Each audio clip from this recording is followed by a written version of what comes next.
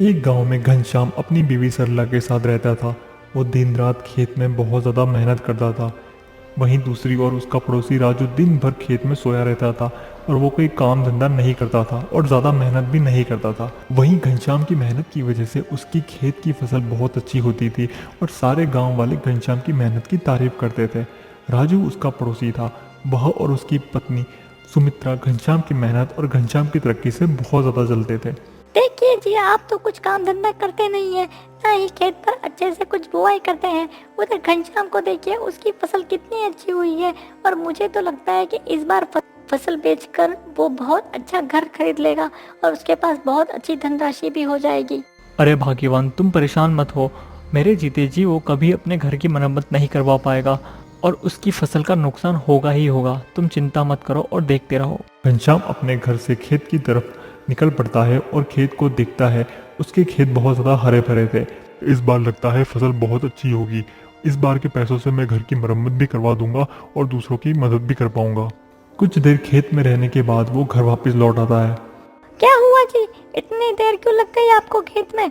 फसल तो ठीक है ना, कुछ नुकसान तो नहीं हुआ है ना? हाँ सरला, तुम टेंशन मत लो। फसल को कोई नुकसान नहीं हुआ है और सब कुछ अच्छा है और लगता है इस बार अच्छी फसल हो जाएगी और अच्छी कमाई भी हो जाएगी। पर कल कटाई करवानी है ना, इसलिए मैं देख रहा था कि कहाँ से शुरू करना है, इसलिए मुझे वक्त लग गया। हाँ जी, अच्छी बात है। हम अपने घर की मरम्मत भी करवा लेंगे और कुछ पैसे बचेंगे, उससे हम बचत कर लेंगे ताकि हम अपनी बच्ची को पढ़ाने में और उसे डॉक्टर बनाने में मदद कर सकें। सरला, तुम चिंता मत करो। ठीक है, तुम खाना रखो, खाना खाकर फिर से मुझे खेत निकलना है। सरला खाना लगा देती है। घनश्याम खाना खा रहा होता है। उसके बाद थोड़ी देर से पूछता है, यह पराठे तुम कहाँ से लेकर आई हो? मुझे ऐसा लग रहा है कि यह पराठे मैं खाते ही रहूं, क्योंकि यह बहुत स्वादिष्ट है। तुमने बनाए हैं क्या? हाँ जी, ये पराठे मैंने ही बनाए हैं। आप कहो तो और लेकर आ जाऊं? खाना खाने के बाद दोनों आराम से सो जाते हैं। रात को अचानक से सरला की नींद खुलती है और सरला देखती है कि बाहर बहुत ज़्यादा बारिश हो रही है और बिजली भी चमक रही है। सुनिए जी, बाहर तो बहुत ज़्यादा बारिश हो रही है, ऐसे में तो हमारी फसल भी खराब हो जाएगी। हमें कुछ भी करके हमारी फसल को बचाना होगा। दोनों खेत की ओर निकलने वाले ही होते हैं और देखते हैं बाहर तो बहुत बारिश हो रही है। ऐसे में हम खेत नहीं जा सकते। हमें बारिश बंद होने का इंतजार करना ही होगा। हाँ जी, ठीक है, आप बिल्कुल सही कह रहे हैं। गांव में लगातार बारिश 4 दिन तक हो रही थी। 4 दिन के बाद बारिश बंद होती है। बारिश बंद होने के बाद घनश्याम जो है अपने खेत की ओर निकल पड़ता है और देखता है कि खेत में बहुत नुकसान हुआ है। उसकी सारी फसल जो है बारिश की वजह से बर्बाद हो गई है। सुनिए जी, आप टेंशन मत लीजिए। हमारी फसल बर्बाद हो गई है, लेकिन हम अगले साल फिर से कोशिश करेंगे। अब हम इसमें कर भी क्या सकते हैं? और आपको पता है ना, जो होता है अच्छे के लिए ही होता है। हाँ सरला, लेकिन मेरी पूरी मेहनत बेकार चली गई, हमारे पैसे चले गए और इसमें अच्छा क्या हुआ? उधर राजू और उसकी पत्नी बहुत ज़्यादा खुश हो रहे थे। देखो, मैंने कहा था ना उसकी फसल बर्बाद हो जाएगी और वो अमीर भी नहीं बन पाएगा और उसके पास पैसे भी नहीं आएंगे और उसकी फसल भी बर्बाद हो जाएगी। बस अब तो सही है, लेकिन आप ये देखिए कि हमारी फसल भी तो बर्बाद हुई है ना, हमारा भी तो नुकसान हुआ है। और आप उसकी बर्बादी में इतना खुश क्यों हो रहे हैं? आपको तो दुखी होना चाहिए, क्योंकि आपकी भी तो फसल बर्बाद हुई है। अरे भाग्यवान, खुश इसलिए हूँ क्योंकि हमने इतने पैसे लगाए नहीं थे खेत में, ना ही हमने मेहनत की थी। और घनश्याम ने तो इतने पैसे लगाए थे खेत में और वो दिन रात मेहनत भी करता था। और यहाँ पर मेरा तो कुछ ज़्यादा नुकसान भी नहीं हुआ, इसलिए मैं बहुत ज़्यादा खुश हूँ क्योंकि घनश्याम का बहुत ज़्यादा नुकसान हुआ है। उधर घनश्याम के घर पर घनश्याम अभी तक मायूस बैठा था। क्या हुआ जी, आप इतना मायूस क्यों हैं? सरला, तुम्हें तो पता ही है ना कि फसल बर्बाद हो गई है। अब मुझे समझ में नहीं आ रहा है कि इस साल का घर का खर्चा मैं कैसे उठाऊंगा। मुझे तो कुछ समझ में नहीं आ रहा है और फिक्र हो रही है।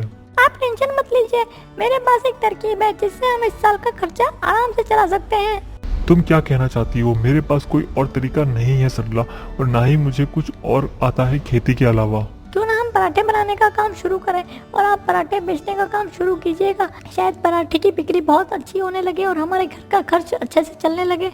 तुम सही कह रही हो, लेकिन पता नहीं कोई हमारे पराठे लेगा या नहीं लेगा, और कहीं हमारे बचे हुए पैसे भी इसमें खत्म हो गए तो हम क्या करेंगे? आप ऐसा मत सोचिए, मुझे यकीन है हमारे पराठे जरूर बिकेंगे। सरला कुछ पराठे बना देती है और घनश्याम जो है उन्हें बेचने के लिए निकल पड़ता है। घनश्याम जो है वह पराठे लेकर निकल पड़ता है। उसके पराठे जो है हाथों हाथ बिकने लग जाते हैं। सभी लोग उसके पराठे बहुत ज़्यादा पसंद करते हैं। घनश्याम ऐसे ही पराठे रोज़ लेकर आता है और रोज़ बाजार में बेच देता है। घनश्याम के पराठे जो है वो बिकने लग जाते हैं अच्छे से और सभी को उसके पराठे पसंद भी आते हैं।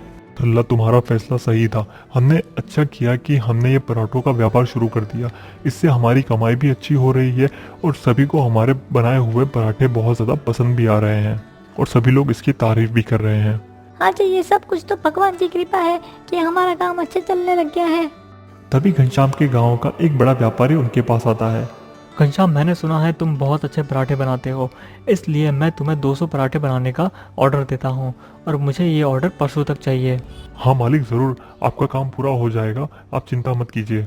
वहीं राजू और उसकी पत्नी सुमित्रा यह सब कुछ सुन रही होती है और वो एक दूसरे से कहते हैं, घनश्याम का व्यापार कितना अच्छे से चलने लग गया है और उसके साथ हमेशा अच्छा क्यों होता है। उसकी फसल बर्बाद हो गई, वो इतना बर्बाद हो गया था जीवन में, लेकिन फिर से उसने एक व्यापार शुरू किया और फिर से वो मुझसे आगे निकल गया और पराठों की वजह से उसे और भी ज़्यादा प्रसिद्धि मिलने लग गई है। हाँ जी, हमें तो कुछ ना कुछ करना ही होगा।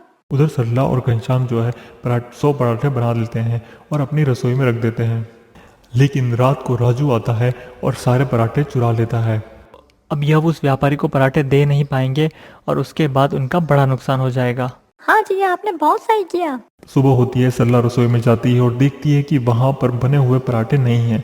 सुनिए जी, रात को जो मैंने पराठे बनाए थे और जो रसोई में रखे थे अभी वो वहाँ पर नहीं है। लगता है किसी ने चुरा लिए। आप उस व्यापारी के पास जाइए और उससे थोड़े दिन की और मोहलत मांग लीजिए, नहीं तो हम उसका ऑर्डर कैसे पूरा करेंगे। ठीक है भाग्यवान, मैं जाता हूँ उनके पास और उनसे मोहलत मांगता हूँ कुछ और दिनों के लिए। घनश्याम घर के बाहर निकलता ही और देखता है कि राजू का बेटा पराठे खा रहा होता है। घनश्याम अपने मन में सोचता है, राजू ने तो आज तक मुझसे पराठे नहीं लिए, ना ही राजू के घरवाली ने मुझसे आज तक पराठे लिए हैं, तो इसके पास पराठे कहाँ से आए। घनश्याम उस लड़के के पास जाता है और उससे पूछता है, बेटा ये पराठे तुम्हारे पास कहाँ से आए। हमारे यहाँ घर पे बहुत ज़्यादा पराठे हैं और मेरे पिताजी तो रात को पराठे की टोकरी भी लेकर आए थे। घनश्याम को सब कुछ समझ में आ जाता है कि राजू ने ही उसके घर पर आकर चोरी की है। वो फिर से अपनी पत्नी सरला के पास जाता है और सरला को सब कुछ बता देता है। आप व्यापारी के पास जाइए और उन्हें सारी बात बता दीजिए, वो जरूर हमारी मदद करेंगे।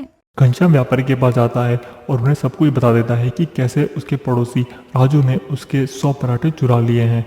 व्यापारी उसके साथी के साथ आता है और राजू के घर की तलाशी लेता है। तलाशी करने पर राजू के यहाँ पराठों की टोकरी मिल जाती है। तेरी हिम्मत कैसे हुई, तूने इस ईमानदार व्यक्ति की यहाँ चोरी की है। सरकार मुझे माफ़ कर दीजिए, मेरे मन में ईर्ष्या आ गई थी और घनश्याम को मैं बर्बाद देखना चाहता था, इसलिए मैंने सोचा अगर ये पराठे मैं चुरा लेता हूँ तो आपका ऑर्डर पूरा नहीं कर पाएगा और आपके पैसे भी उसे लौटाने पड़ेंगे और आप उसके बाद इसे सज़ा देंगे। अब सज़ा इसे नहीं, सज़ा तुझे मिलेगी और तेरी सज़ा यह है कि तू 1 साल तक इसके यहाँ पर पराठे बनाने में मदद करेगा। नहीं मालिक, आप इसे इतनी बड़ी सज़ा मत दीजिए और मैं इसे माफ़ कर देता हूँ। दोबारा ये ऐसा नहीं करेगा। मैंने तुम्हारे साथ इतना बुरा किया लेकिन तुम इतने अच्छे हो, आज के बाद से मैं किसी से जलन की भावना नहीं रखूँगा और ईर्ष्या भी नहीं रखूँगा। प्लीज़ इस वीडियो को लाइक कीजिए और अगर आपको ऐसी और कहानियाँ देखनी है तो प्लीज़ हमारे चैनल भक्ति और शक्ति को प्रणाम को सब्सक्राइब कीजिए। Thank you for watching.